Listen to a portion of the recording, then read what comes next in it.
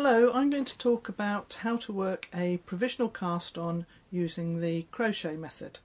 There are lots of ways of working a provisional cast on, but I think that the crochet cast on method is probably the easiest, even for people who are not very experienced at crochet.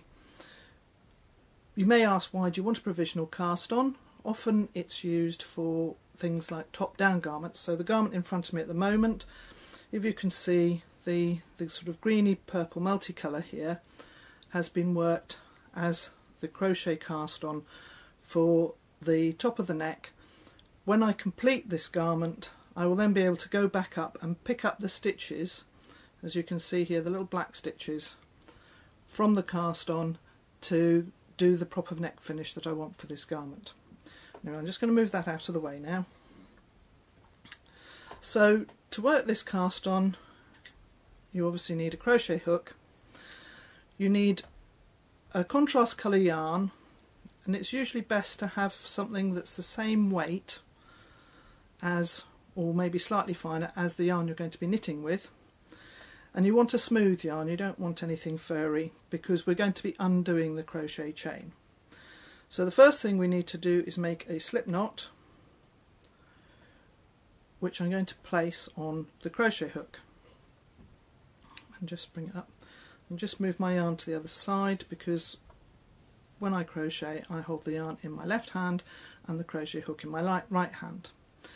So what we need to do now, I prefer to start by making a few stitches. Some people would just start working the crochet cast on straight away, but I quite often make a few chains just to give me something to hold on to. So as you can see, I've made a few chains. I'm now going to pick up my needle, and the version of the crochet cast on that I work is actually worked around the knitting needle. By doing it this way, you don't have the problem of trying to make sure that you're picking up the right bit of the crochet chain with your knitting needle in order for it to undo correctly. So I've got the knitting needle in my left hand, I'm holding on to my crochet chain here, the working yarn is in my left hand behind the knitting needle, and my crochet hook is in front of the knitting needle. I'm going to reach over the top of the needle and pull a new chain through onto my crochet hook. It is a little bit fiddly because now I have to hold my needle while I take the yarn around the point of the knitting needle to take it to the back of the needle again, so that I can now make another chain around the needle. So it is a little bit slow. I have seen people working it slightly differently, but then the loop is actually mounted on the needle in the opposite way to the way we would normally have a knit stitch mounted on the needle. So this is the method I've found works best. So you work as many chain stitches as you need for your cast on. So I've got 2, 4, 6, 8. I'll do a couple more stitches for this sample. Right. So I've cast on all my stitches, 6, 8, so I've got 10 stitches, but I also, again, at the end of my cast on, I prefer to do a few chains, and then we have to fasten off the crochet chain, otherwise it will undo while we're working. So I'm going to take the yarn through the last loop, and I would normally cut it off at that point, and then again I would cut it off and I would tie a knot in this end of the yarn, so that I know that that is where I ended my crochet chain, not where I began it. It's important to know where the crochet chain ends, so that when you come to undo your crochet, you're undoing in the correct direction. if you try to undo from where you started, it won't undo. So having got all my stitches on my knitting needle, I now take my knitting yarn and I simply start knitting whatever stitch I need to knit. So I've just put the yarn around the point of the needle, pull the yarn through, and I'm just going to knit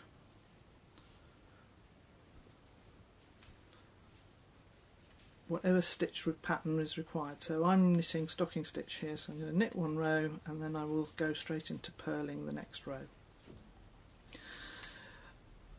Once you've knitted the first row, if I turn the knitting around, you can see the little blue bumps between the orange stitches. So you would now continue to knit your piece of work for as long as you need, and then when you've completed it, you could come back and pick up the stitches to work in the opposite direction. So I'm just going to knit a few rows now in stocking stitch and then cast off, so that I can then show you how you would pick up your stitches to work from the provisional cast on. So I'm going to see you in a few minutes when I've done a bit more knitting. See you soon.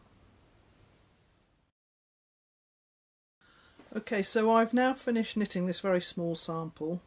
So you can see at the bottom here we've got a crochet chain and then some knitting going away from it. And if I turn it over on the other side, you can quite clearly see the blue loops which are between the orange. If I actually turn it upside round this way round, the orange loops are stitches, the equivalent of stitches, and the blue loops are the loops between each stitch.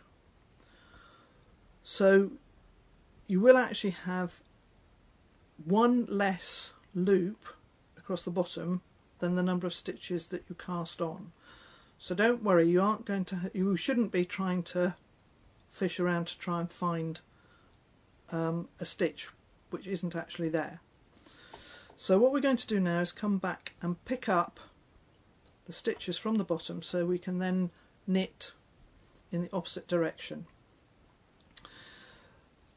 So I've got the knitting sort of hanging down in front of me with the right side facing, but I'm allowing the edge to curl round, and with my knitting needle it's quite often easier to do this if you use a needle that's a smaller size than the size that you knitted with, because it's easier to pick up the stitches. But I've only got one size with me at the moment, so I'm going to use the same size needle.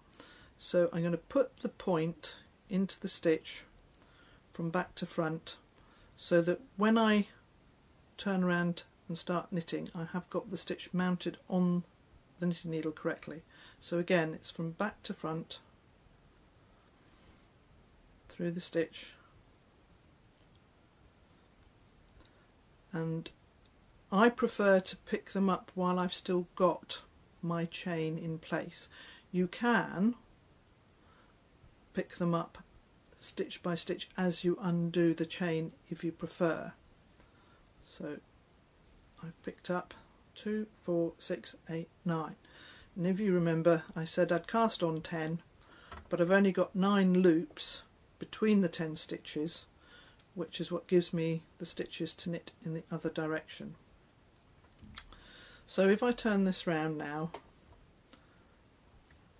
I can undo my crochet, and as I said before, I would normally have put a knot loop at this end to tell me that this is the end that I've finished my crochet chain.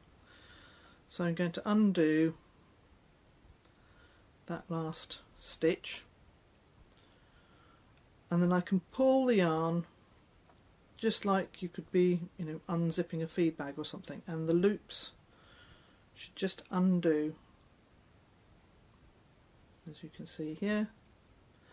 When you get to the far end,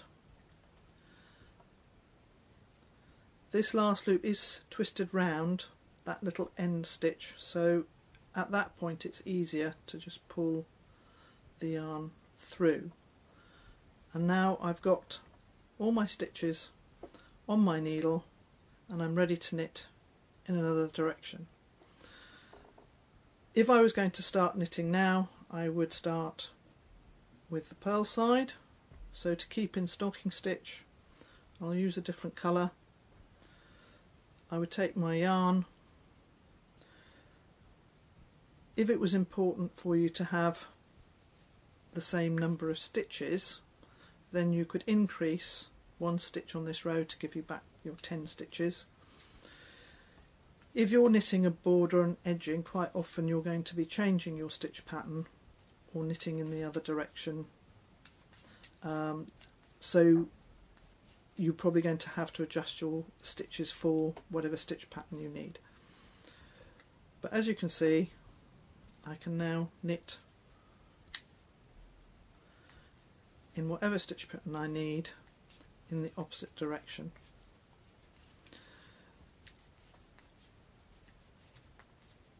And that's how you work a provisional cast on with a crochet chain.